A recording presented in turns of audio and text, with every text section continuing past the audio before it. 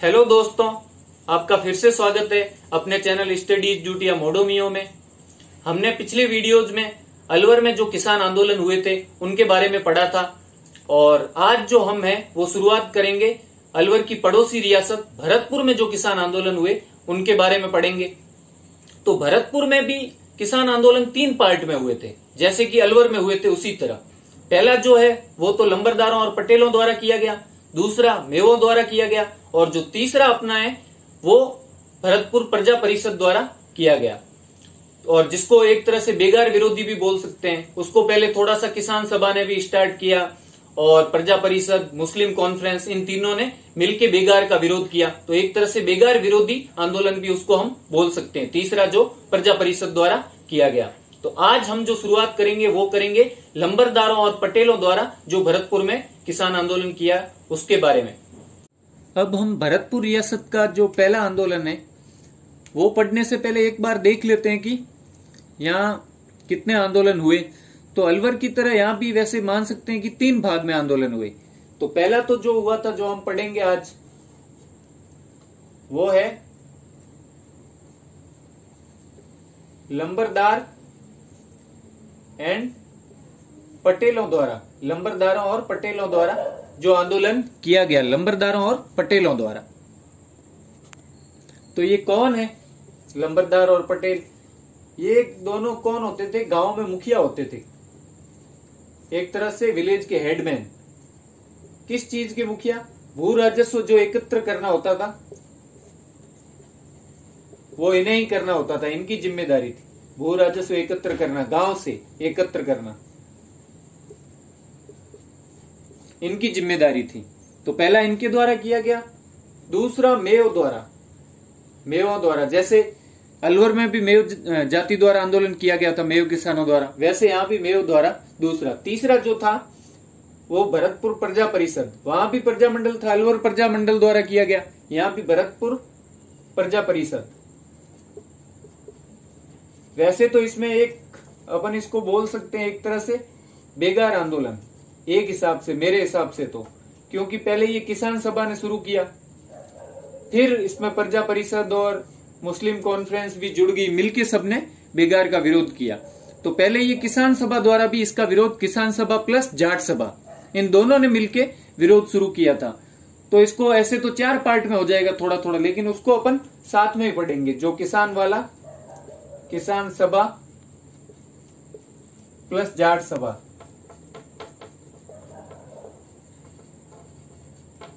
ये हम साथ में ही पढ़ेंगे। इसके द्वारा जो किया गया बेगार का विरोध वो इस भरतपुर प्रजा परिषद के साथ ही आ जाएगा, क्योंकि बाद में ये इसके साथ ही मिल जाते हैं एक तरह से। तो ये 3 आंदोलन इसमें हुए थे। अब अपन स्टार्ट करते हैं, थोड़ा पहले भरतपुर के बारे में देखेंगे कि भरतपुर में कैसी भू राजस्व व्यवस्था थी, कैसा प्रशासन था।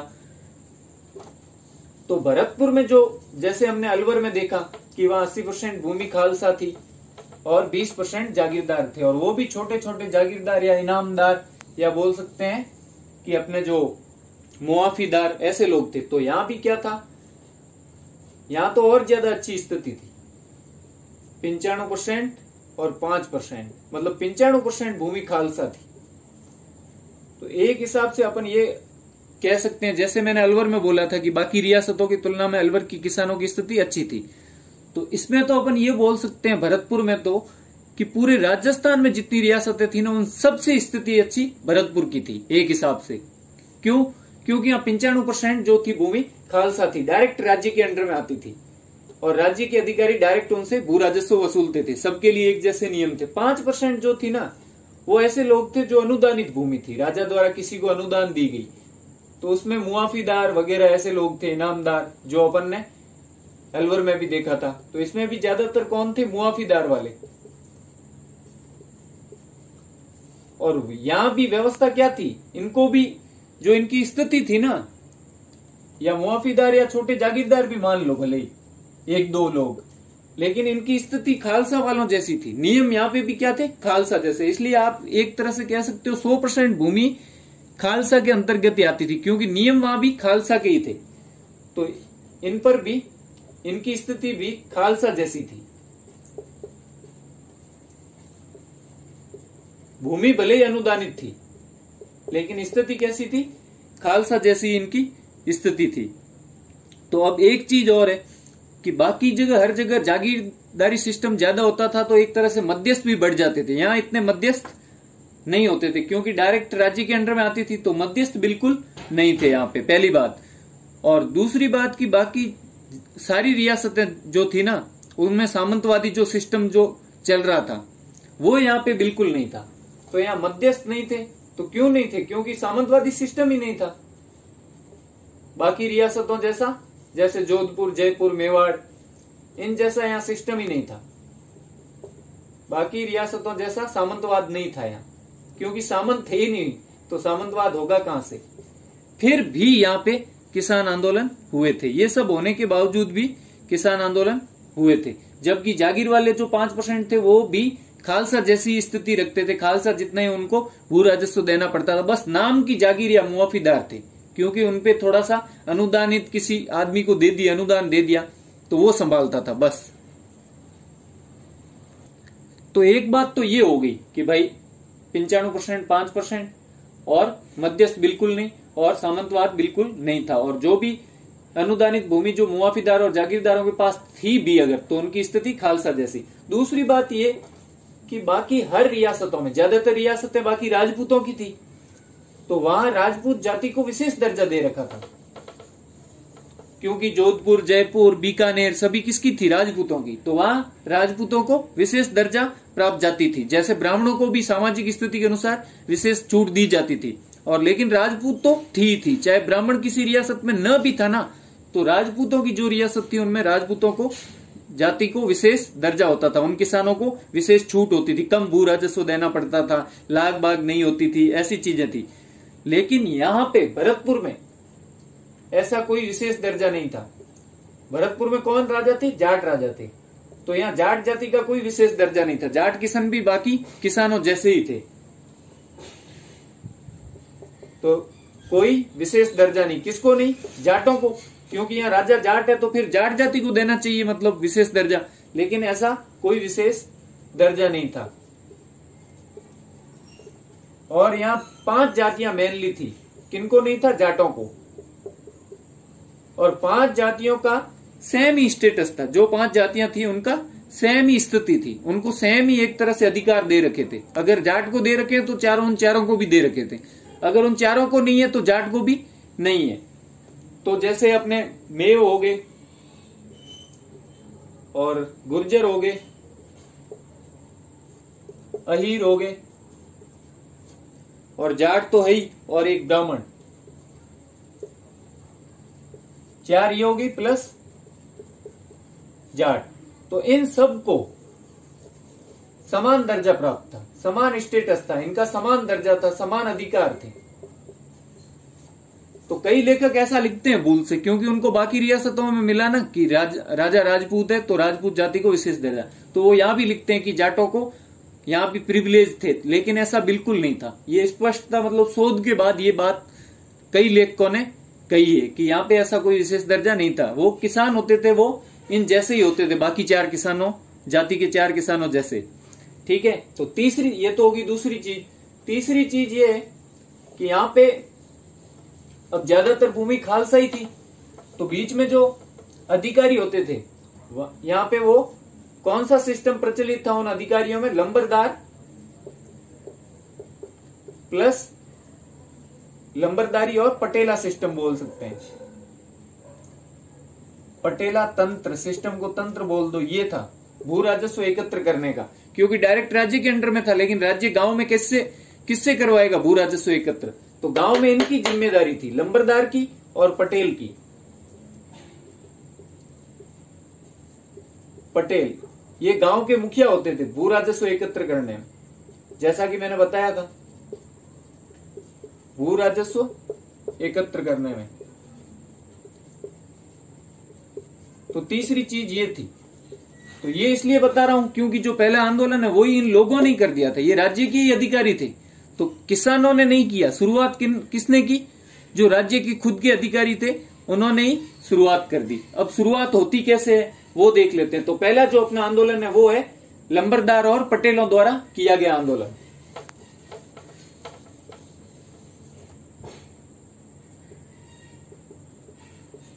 लंबरदार एंड पटेलों द्वारा किया गया आंदोलन। यह अपना पहला आंदोलन है।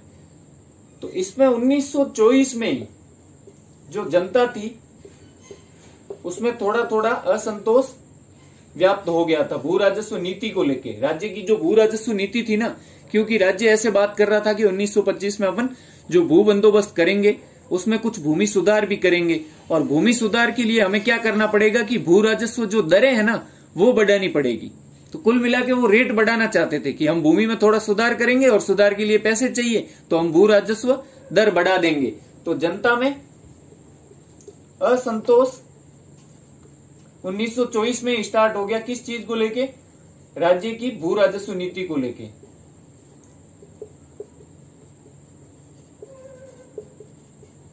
नीति को लेकर अब ये 1924 में स्टार्ट हो गया थोड़ा थोड़ा। तो उसके बाद 1925 में तो राज्य ये कहने लग जाता है कि भाई 1925 में हम भूमि बंदोबस्त करेंगे, और भूमि बंदोबस्त एक तरह से जो कार्य होता है वो शुरू होने लग जाता है। भूमि बंदोबस्त एंड भूमि सुधार करेंगे, भू सुधार। तो ये बोल के वो क्या बोलते हैं, भू राजस्व दर बढ़ेगी, भू राजस्व दर बढ़ेगी। ये बात 1925 में होती है। और फिर जो नया भूमि बंदोबस्त होता है वो 1931 में लागू कर दिया जाता है। 1930-31 में उसको अलग अलग क्षेत्रों में लागू करने लग जाते हैं। तो जब अपने काम की चीज यहीं से शुरू होगी,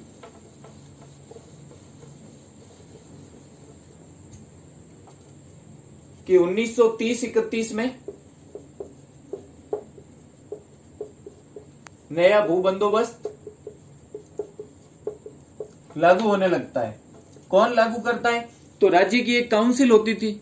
आपको पता होगा कि अंग्रेज जब यहाँ आने लग गए थे ना, तो उन्होंने राजा के साथ एक तरह की, जैसे अपने मुख्यमंत्री होता है साथ में मंत्रिमंडल भी होता है ना, वैसे ही राजा के साथ अलग अलग जो सदस्य बना दिए कि भाई ये राजस्व सदस्य है, मतलब वो एक तरह का राजस्व मंत्री की तरह होता था, ठीक है। और ये न्याय सदस्य है तो वो न्याय की चीज देखता था। तो अलग अलग ऐसे बना। गृह सदस्य है तो वो गृह मंत्री की जैसे चीजें देखता था। तो इसमें जो राज्य परिषद का, स्टेट काउंसिल का जो राजस्व सदस्य था,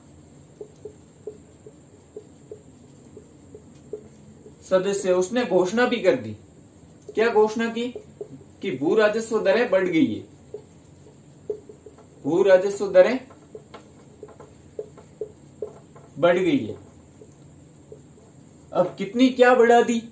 तो इन्होंने भू राजस्व कर दिया 1/3। तो ये चीज आपको पता चल गई। 1930-31 में नया भूमि बंदोबस्त लागू हुआ। जो राज्य परिषद का राजस्व सदस्य था ना, उसने घोषणा कर दी कि भू राजस्व दरें बढ़ गई है। अब दरें कितनी हो गई कि 1/3 जो था वो हो गया भू राजस्व। तो सभी चीजें मैं यही लिख देता हूं कि नए भूमि बंदोबस्त में क्या हुआ। 1930-31 वाले नया भूमि बंदोबस्त, उसके रिजल्ट क्या निकले? तो पहला तो 1/3 भू राजस्व कर दिया। तो भू राजस्व कितना हो गया? 1/3, मतलब बढ़ा दिया था, पहले इतना नहीं था। दूसरी बात कि आबियाना कर, आब का अर्थ आपको पता होगा, आबियाना कर या आबियाना लाग, आबियाना कर। अब आब का मतलब क्या होता है? आब का मतलब होता है पानी। जैसे पंजाब, पंज प्लस आब मतलब 5 नदियों से बना हुआ प्रदेश, पंजाब। आब का मतलब पानी। तो आबियाना मतलब सिंचाई कर, आबियाना का मतलब सिंचाई कर। तो सिंचाई कर लेने लगे, और वो भी काफी बड़ा कर। दूसरी बात, तो ये एक तरह की लाग थी, आबियाना लाग, प्लस हक पटेल। हक पटेल मतलब जो पटेल होता था वो भी कुछ अपनी लाग लेता था। भू राजस्व जो तय करता था या एकत्र करने जाता था ना, तो अलग से लेता था। मैंने ये पहले भी बताई आपको कुछ वीडियोज में। हक पटेल प्लस हक पटवारी प्लस मलबा लाग, जो जमीन पर ही लगती थी, मलबा लाग बीघों पर लगती थी। तो ये लागें उन्होंने मतलब लागू कर दी कि ये लागें आपको देनी ही पड़ेगी, जबकि लाग का तो सब लोग विरोध कर रहे थे पहले से कि अब लागों को तो खत्म करो जो अनावश्यक है, ये बीच के जो बिचौली है इनको, अगर इनको तनख्वाह देनी है तो तुम दो, भू राजस्व बहुत ले रहे हो, वैसे भी अलग से ये लाग नहीं लेंगे, पटेल पटवारी हक वगैरह, ठीक है। और तीसरी बात ये थी कि इन्होंने एक नया सेस लगा दिया। सेस जैसे अभी अपने टैक्स लगता है ना, तो टैक्स पर सेस लगता है, उपकर लगता है कि इतना सेस लगेगा भाई, शिक्षा स्वास्थ्य का अलग अलग, कोई भी अपने किसी भी चीज को लेके लगाते हैं कि भाई कोई कल्याण हो, बाल कल्याण सेस ये लगा दिया, महिला कल्याण सेस वैसे, ठीक है, शिक्षा सेस, स्वास्थ्य सेस वैसे। तो उन चीजों के लिए लगाते हैं कि ये जो पैसा आएगा वो हम किस में काम लेंगे, शिक्षा के लिए लेंगे, या फिर किसके लिए लेंगे, स्वास्थ्य के लिए, या फिर किसके लिए, महिलाओं के लिए, तो उसको उपकर बोलते हैं। तो एक नया उपकर भी लगा दिया। तो नया उपकर कौन सा था कि 3% उपकर लगेगा, जितना भू राजस्व होगा ना उस पे 3%, कि ऐसे 100 रुपए किसी का भू राजस्व हो गया तो 3 रुपए उसको और देने पड़ेंगे। वो किसका, शिक्षा प्लस स्वास्थ्य प्लस रॉड, इन चीजों का कि हम विकास करेंगे, जबकि करते थे नहीं, लेकिन इनका एक अलग से उपकर और जोड़ दिया। तो ये 3 चीजें मुख्यतः इसमें हुई। और मंदी तो इससे जस्ट पहले थी, क्योंकि अब ये 1930-31 में लागू हो रहा है, 29-30 में वैश्विक महामंदी थी। तो ये कारण भी इससे किसानों पे पहले ही बहुत ज्यादा आ रखा था, महंगाई बढ़ रखी थी, हर चीज महंगी हो रखी थी, तो वो परेशान पहले से ही थे 1929-30 की मंदी से। ये अलवर में भी मैंने आपको बताया था वैश्विक महामंदी। तो यहाँ पे एक तो 1/3 भू राजस्व और इतनी सारी लागें आबियाना, ये मुख्यतः याद रखना, आबियाना, बाकी हक पटेल, हक पटवारी, मलबा लाग, और प्लस एक उपकर लगा दिया, कितना, भू राजस्व पर 3%, किसके लिए, शिक्षा स्वास्थ्य और रॉड के लिए। तो ये बात हुई। तब इन्होंने क्या किया, जो लंबरदार थे ना उन्होंने इस चीज का विरोध शुरू किया। लेकिन उन्होंने विरोध शुरू कैसे किया, उनको कैसे पता चला, ये उन तक पहले क्यों नहीं किया उन्होंने विरोध। तो इसमें एक थोड़ा सा एक समूह था, उसका हाथ था, जो युवा थे कुछ भरतपुर के, उन्होंने 30-31 में क्या किया, एक समूह बनाया। तो कई लोग सीधा ऐसे बोल देते हैं कि भाई लंबरदारों ने शुरू किया, लेकिन स्टार्टिंग किसी और ने की थी। 1930-31 में जो युवा थे भरतपुर के, उन्होंने एक समूह बनाया, और उस समूह का नेतृत्व किसको संभालने को बोला, एक किशन लाल जी जोशी नाम के आदमी थे। इनका नाम आप बाद में भी सुनोगे फिर एक जगह, किशन लाल जी जोशी। इनको वो अपना एक समूह बना के इनको नेतृत्वकर्ता बना लेते हैं। और क्या करते हैं कि एक ये पर्चे छपवाते हैं और अपील करते हैं किसानों से अपील करता है ये समूह, पर्चे छपवा के, पर्चे छपवाता है। और उसमें अपील क्या होती है पर्चे में, कि भू राजस्व नहीं देने की, जो बढ़ा हुआ भू राजस्व है वो नहीं देने की। तो भू राजस्व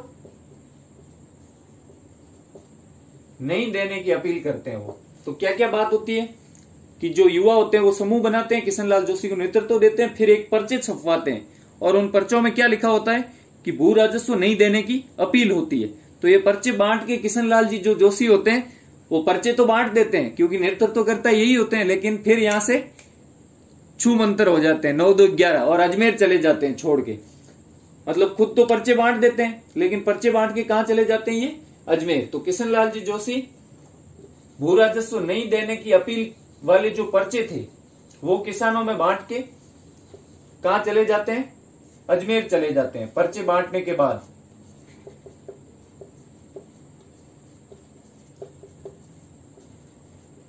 अजमेर भाग जाते हैं, अजमेर चले जाते हैं, ठीक है। अब इनके कारण इनके पिताजी को नुकसान हो जाता है, क्योंकि ये तो निकल लेते हैं जोश जोश में, युवा में जोश होता है भरपूर, लेकिन इनके जो पिताजी होते हैं कालूराम जी, वो होते हैं राज्य में एक पटवारी, जो भरतपुर राज्य था इसी के अंडर में एक पटवारी पद पर होते हैं ये, तो सरकारी नौकर होते हैं।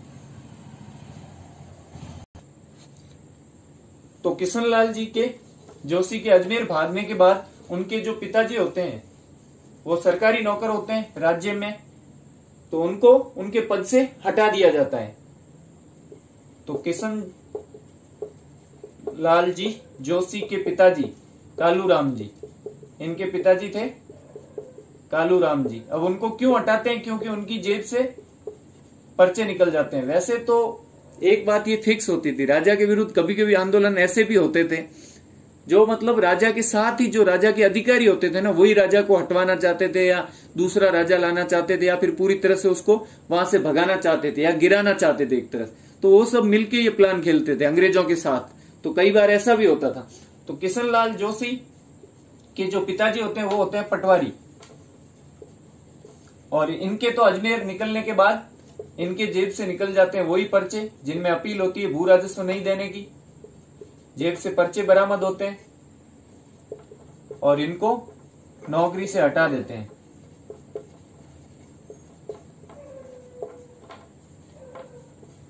तो किशन लाल जी के कारण उनके पिताजी कालूराम जी की नौकरी चली गई। वो तो चले गए अजमेर, पीछे इधर ये हो गए सस्पेंड, एक तरह से डिसमिस। तो अब उसके बाद इन जो पर्चों का प्रभाव हुआ वो इन लंबरदारों और पटेलों और किसानों पर हुआ। और खासकर जो एक तहसील थी, तहसील मान लो उस समय की भुसावर, वहां पे इन पर्चों की जो अपील थी ना वो बहुत ज्यादा प्रभावी हुई। तो इन पर्चों के कारण जो किसान लंबरदार, अब लंबरदार और पटेल क्यों हुए?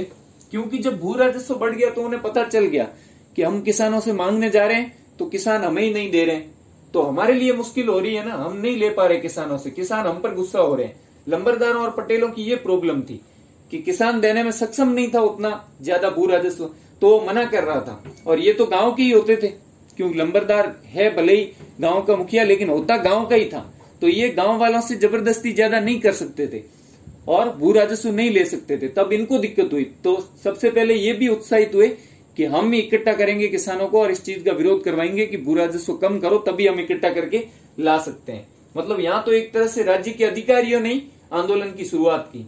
तो इन पर्चों की अपील का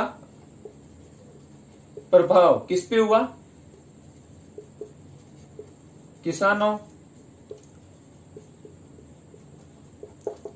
और लंबरदारों और पटेलों पर।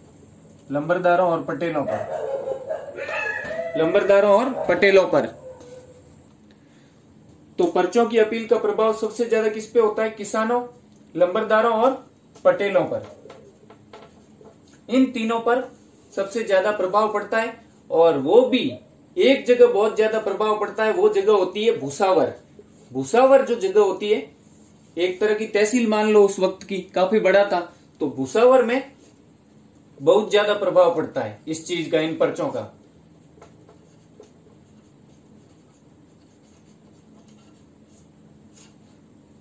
और यहां का ही एक लंबरदार था जो रणधीरगढ़ गांव पड़ता था, उसका लंबरदार था भोजी बागड़ी या बागरी, उसको भोजी लंबरदार बोलते थे। तो भुसावर में गांव था कौन सा? रणधीरगढ़। मैं ऊपर लिख देता हूं।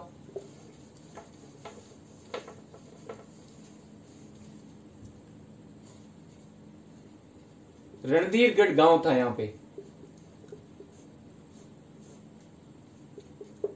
और उसमें एक लंबरदार था भोजी लंबरदार।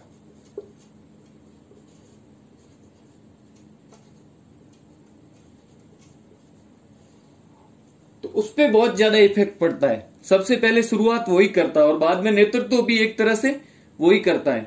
तो भोजी बागड़ी, वैसे ये बागरी या बागड़ी जो बागड़ से क्षेत्र से गए थे, भोजी बागड़ी, और इसका पद था लंबरदार, इसलिए इसको बोलते थे भोजी लंबरदार।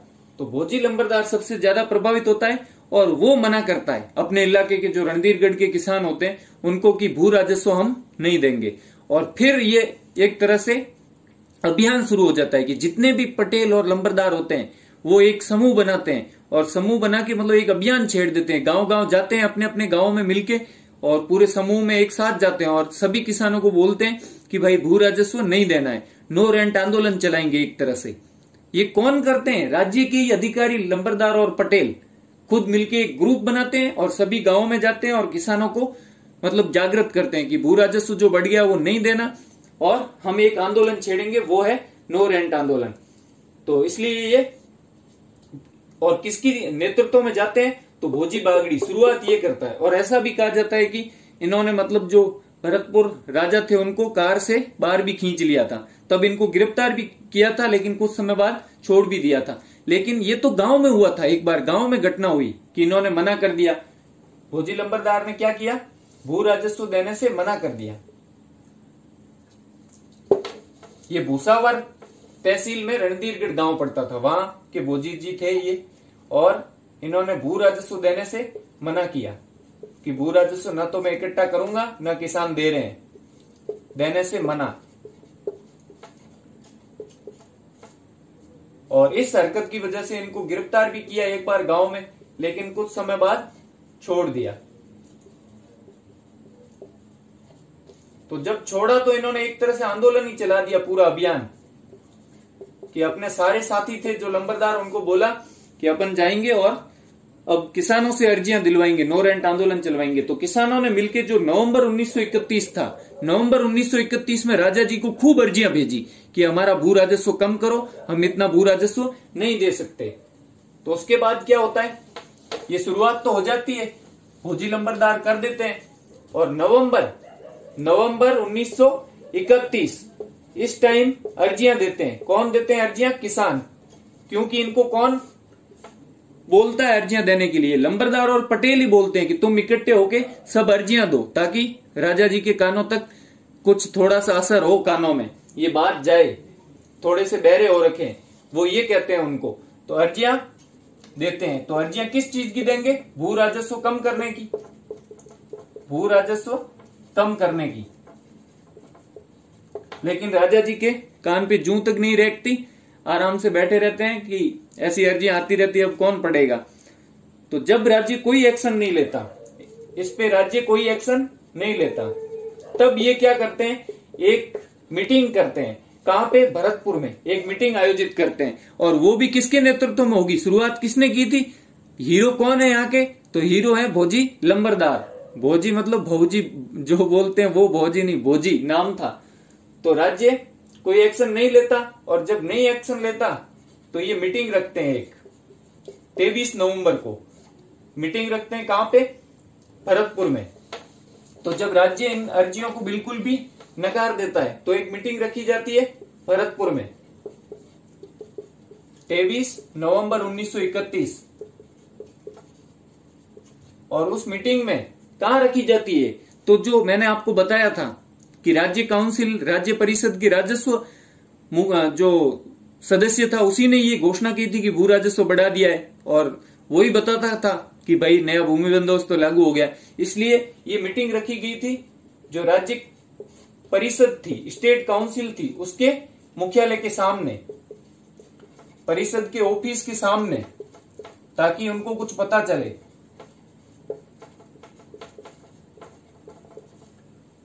तो 23 नवंबर को मीटिंग थी कहां पे, भरतपुर में, क्योंकि मुख्यालय कहां होगा, भरतपुर में ही होगा राज्य परिषद का मुख्यालय।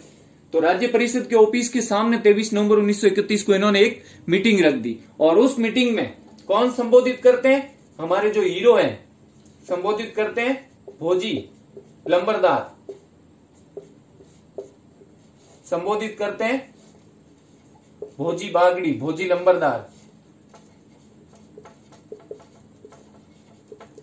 और अब तो भोजी जी और ज्यादा जोश में आ जाते हैं, बोलते हैं पहले तो ठीक है, बढ़ा हुआ भू राजस्व नहीं देने वाले थे कि भाई ये जो बढ़ गया है इसको कम करो, लेकिन अर्जियों पे ध्यान नहीं दिया और कोई एक्शन नहीं लिया।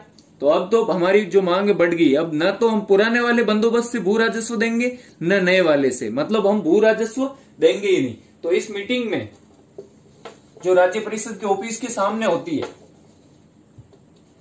उसमें भोजी लंबरदार क्या बोलते हैं कि ना तो पुराने वाले से न जो नया भूमि बंदोबस्त है उससे भू राजस्व देंगे, मतलब भू राजस्व देंगे ही नहीं।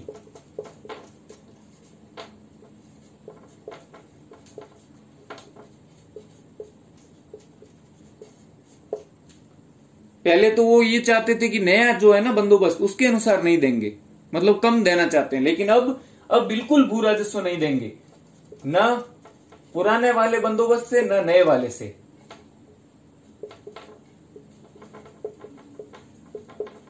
अभी आप समझ जाना, इतना लिख रहा हूं मैं, न पुराने वाले बंदोबस्त से न नए वाले बंदोबस्त से। तब इनको भोजी जी को बोलते हैं, अच्छा पिछली बार थोड़ा सा गिरफ्तार करके छोड़ दिया, इसलिए अब आप बोल रहे हो कि बिल्कुल ही नहीं देंगे भू राजस्व, तो अब आपको भी थोड़ा हम डोज देंगे कुछ ज्यादा। तो इनको गिरफ्तार कर लेते हैं अगले दिन 24 नवंबर को भोजी जी को गिरफ्तार कर लेते हैं और भोजी जी को भेज देते हैं जेल। तो हमारे हीरो चले जाते हैं जेल में। तो 24 नवंबर 1931 जो हमारे हीरो हैं भोजी लंबरदार, वो गिरफ्तार हो जाते हैं। और गिरफ्तार होके उन्हें कितने महीने की सजा दे देते हैं? 9 महीने की। 9 महीने की सजा प्लस जुर्माना।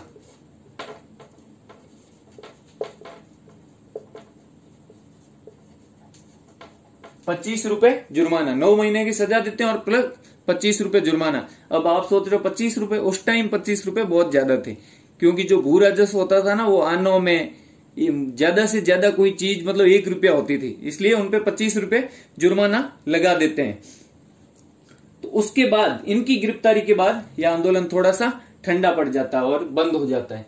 तो इस गिरफ्तारी के बाद, इसके बाद आंदोलन समाप्त हो जाता है। तो ये लंबरदारों और पटेलों द्वारा किया गया आंदोलन यहाँ पे समाप्त हो जाता है।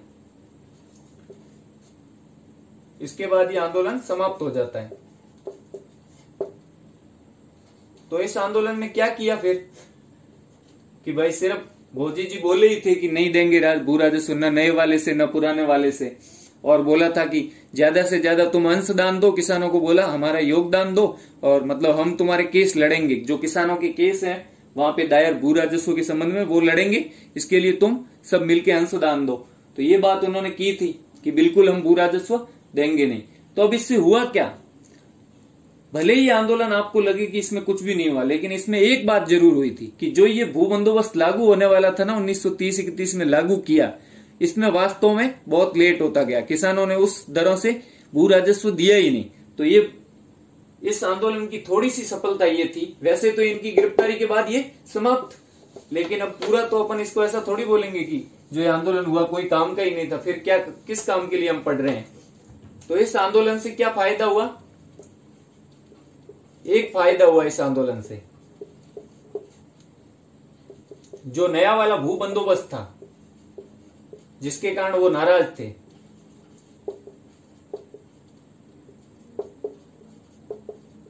उसके लागू होने में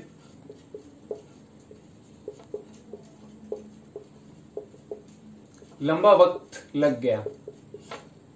मतलब ये इसको आगे बढ़ाने में सफल रहे, इसको थोड़ा सा टालने में सफल रहे। अब इसको गिरफ्तारी के बाद ये नहीं है कि सिर्फ गिरफ्तारी से ये समाप्त हो जाता, बाकी भी तो लंबरदार थे, सिर्फ हमारे हीरो ही तो गिरफ्तार हुए। जो साइड रोल वाले साइड एक्टर है वो थोड़ी गिरफ्तार हुए, बाकी लंबरदार और पटेल। तो उनको राजा जी क्या करते हैं? मना लेते हैं। जो उनकी राजनीति एक तरह से पुरानी राजनीति में यही होता है कि जो लंबरदार थे ये तो मान गए, अब बेचारे किसान घर चले गए कि हमारे को तो लाने वाले यही थे, बोलो तुम आंदोलन करो, गांव गांव घूम के इन्होंने बोला, अब जब यही बोल रहे हैं नहीं करना है तो हम इनको देंगे भू राजस्व, और क्या। और जब इनमें से कोई एक बोलेगा नहीं देंगे, बाकी अब मानो 70-80 है, तो 80 लोगों में से 79 बोले हम तो भू राजस्व एकत्र कर लेंगे गांव से, तो फिर क्या फर्क पड़ जाता? फिर तो आंदोलन बंद हो गया ना, क्योंकि शुरू इन्होंने करवाया था, राज्य इनसे डर रहा था, न कि किसानों से। सही बात ये थी। तो एक तो जो नया भूमि बंदोबस्त था ना, उसको लागू होने में लंबा वक्त लग गया, मतलब वो थोड़ा सा टाल दिया गया, तो थोड़े किसान भी चुप हो गए इससे। और दूसरी बात थी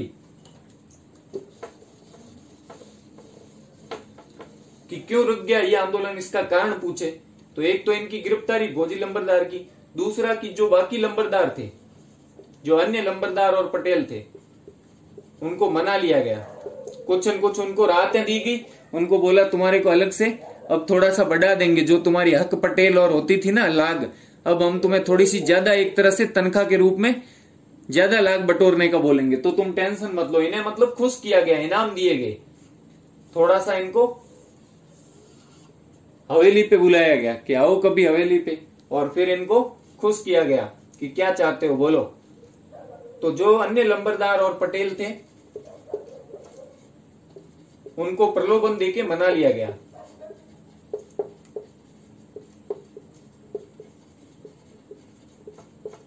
उससे ये आंदोलन समाप्त हो गया। तो इसमें मेन बात बस अपन क्या याद रखेंगे कि एक तो ये प्रभाव क्या पड़ा, तो बस छोटा सा प्रभाव था कि एक बार के लिए जो नया भूमि बंदोबस्त था वो टल गया और उसमें लंबा वक्त लग गया, मतलब उसको आगे बढ़ा दिया गया कि उसको बढ़ाने में वो सफल रहे। दूसरा कि क्यों खत्म हो गया, तो एक तो भोजी लंबरदार जो उनका नेतृत्व करता था उसको गिरफ्तार कर लिया गया। दूसरा जो अन्य लंबरदार और पटेल थे उनको प्रलोभन देकर जैसे तैसे करके मना ही लिया गया, साम दाम दंड भेद। और बाकी अपने को याद रखने जैसी चीज है तो किसने नेतृत्व किया वो नाम याद रखो एक तो, और एक हमारे जो जिन्होंने पर्चे बांटे किशनलाल जी जोशी, जिनके पिताजी की नौकरी उनके कारण चली गई। पिताजी कौन थे? कालूराम जी। इनको भी थोड़ा साथ यहाँ याद रख लेना कि पटवारी थे, जेब से पर्चे निकल गए।